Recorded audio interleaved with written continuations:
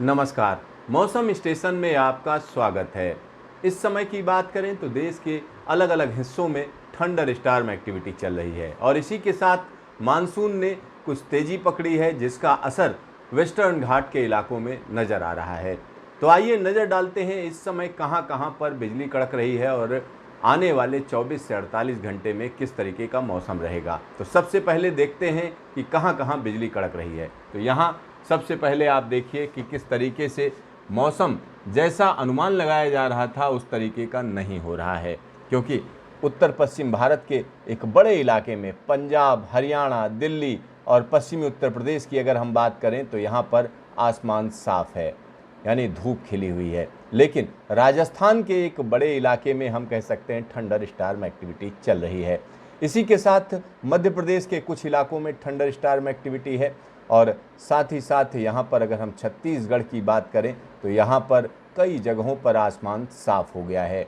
तो दूसरी तरफ देखें तो विदर्भ के इलाकों में भी लाइटनिंग चल रही है, यानी नागपुर और आसपास के इलाकों में बादलों की आवाजाही है।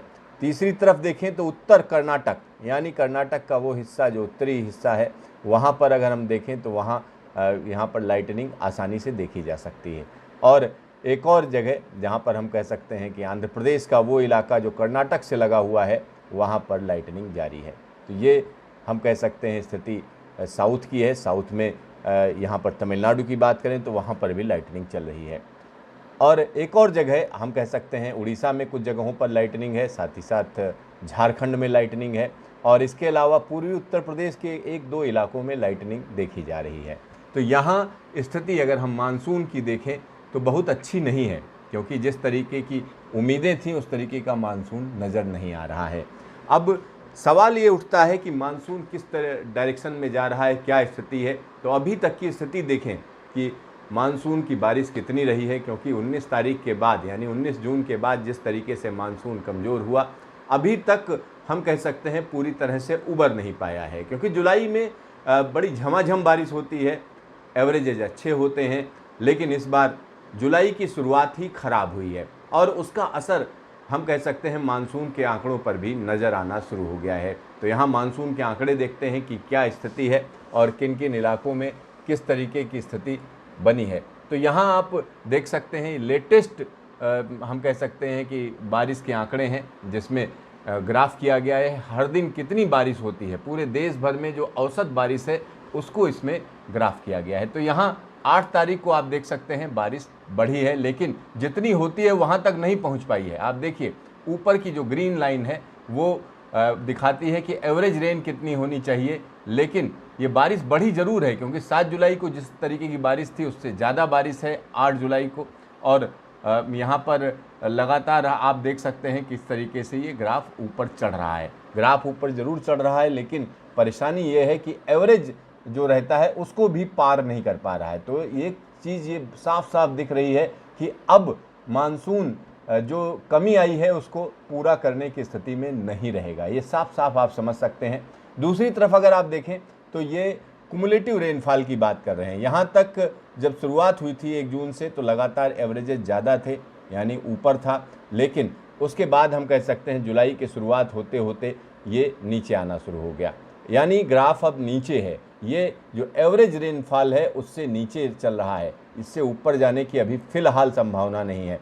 इसको और स्पष्ट तरीके से देखें तो किस तरीके से कुमुलेटिव रेनफॉल में डिपार्चर हुआ, परसेंटेज डिपार्चर क्या है, तो हम कह सकते हैं 6% का परसेंटेज डिपार्चर है, यानी जितनी बारिश होनी चाहिए उससे 6% बारिश कम है।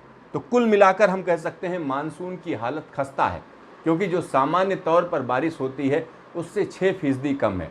और अभी के जो आंकड़े हैं, अभी के जो संकेत हैं, वो इस तरफ इशारा नहीं कर रहे हैं कि बहुत तेज़ी से कोई इम्प्रूवमेंट होने जा रहा है। हाँ, इम्प्रूवमेंट होने जा रहा है, मानसून की बारिश में इम्प्रूवमेंट होगा, निश्चित तौर पर होगा। मौसम विभाग का कहना है कि उसके संकेत भी मिलने शुरू हो गए हैं, यानी दक्षिणी प्रायद्वीप में बारिश बढ़ी है। लेकिन इसी के साथ ये कहना कि उत्तर पश्चिम भारत के तमाम इलाके में बहुत झमाझम बारिश शुरू हो जाएगी, इस बात की संभावना काफ़ी कम है। दूसरी तरफ अगर हम देखें तो 11 तारीख को एक कम दबाव का क्षेत्र बन रहा है, जिसकी वजह से सेंट्रल इंडिया की बात करें तो वहाँ पर अच्छी बारिश देखी जाएगी, यानी 11 तारीख से लेकर 18 जुलाई तक अच्छी बारिश होने का अनुमान मौसम विभाग लगा रहा है। मौसम विभाग का कहना है उड़ीसा, छत्तीसगढ़, मध्य प्रदेश के साथ साथ राजस्थान के कुछ इलाकों में अच्छी बारिश होने की संभावना बनेगी जब ये कम दबाव का क्षेत्र आगे बढ़ेगा। यानी 11 जुलाई से ये क्षेत्र बन रहा है और एक बड़े इलाके में इसका असर होगा। तो आइए हम आपको दिखाते हैं न्यूमेरिकल मॉडल्स क्या कह रहे हैं, न्यूमेरिकल मॉडल्स कब बना रहे हैं। तो न्यूमेरिकल मॉडल्स में अमूमन ये पूरी घटना को बड़ी आसानी से रखा जाता है। यहाँ पर आज की स्थिति है, आज की स्थिति में आप देख सकते हैं कि यहाँ एक सर्कुलेशन बन रहा है और हवाएं पूर्वी उत्तर प्रदेश तक पहुँच रही हैं। साथ ही साथ वेस्टर्न घाट या सह्याद्री में मानसून तेज हुआ है और उसका असर दिख रहा है और कुछ इलाकों में यहाँ बारिश आपको नज़र आ रही है। इस समय की बात करें तो राजस्थान के कुछ इलाकों में थंडर स्टॉर्म एक्टिविटी चल रही है। लेकिन ये 10 तारीख की अगर हम बात करते हैं तो 10 तारीख को क्या स्थिति रहेगी उसको आप आसानी से देख सकते हैं। दिल्ली और आसपास हल्की बारिश है और पश्चिमी उत्तर प्रदेश में थोड़ा बारिश तेज़ी पकड़ेगी और साथ ही साथ हम कह सकते हैं वो इलाका यानी दक्षिणी राजस्थान का वो इलाका जो कहीं ना कहीं मध्य प्रदेश से लगा हुआ है, वहाँ पर बारिश कुछ ज़्यादा होगी। लेकिन बाकी इलाकों में सामान्य स्थिति है।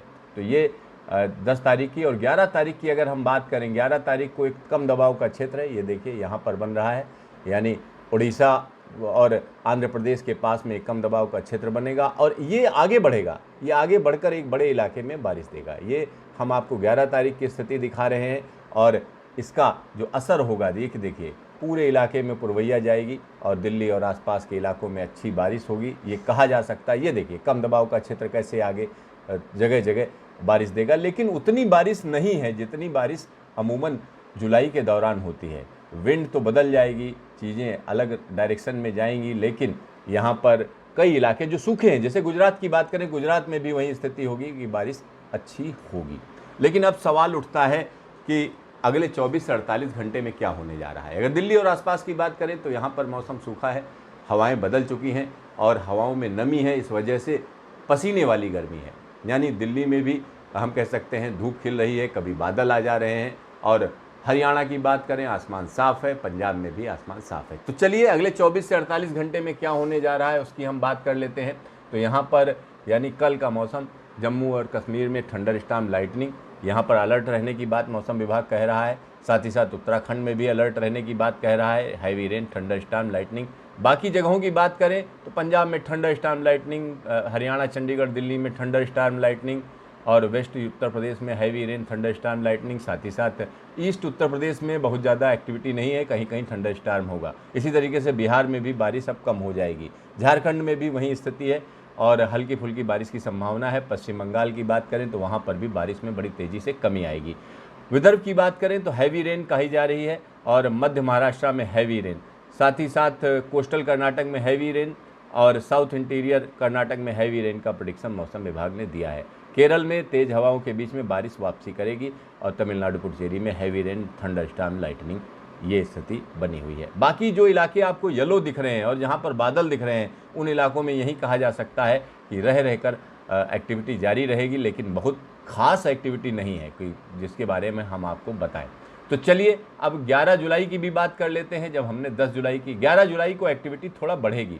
11 जुलाई को देखिए जम्मू कश्मीर लद्दाख में हैवी रेन, थंडर स्टॉर्म है और हिमाचल प्रदेश में हैवी रेन है, उत्तराखंड में हैवी रेन और साथ ही साथ पश्चिमी उत्तर प्रदेश में भी हैवी रेन की बात की जा रही है। ईस्ट राजस्थान में 11 जुलाई को हैवी रेन है और वेस्ट मध्य प्रदेश में हैवी रेन है 11 जुलाई को। इसी तरीके से मध्य महाराष्ट्र में हैवी रेन है और कोंकण गोवा में heavy rain, strong surface wind और इसी तरीके से कोस्टल कर्नाटक, साथ ही साथ साउथ इंटीरियर कर्नाटक में हैवी रेन है, केरल में भी हैवी रेन है और तमिलनाडु पुडुचेरी में भी हैवी रेन कही जा रही है।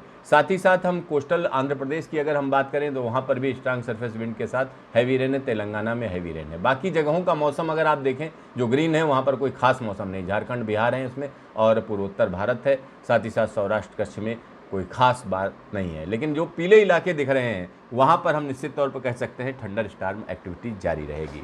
तो कहीं ना कहीं मानसून वापसी कर रहा है, लेकिन मानसून की वापसी वैसी नहीं है जैसी कि अमूमन जुलाई के महीने में होती है।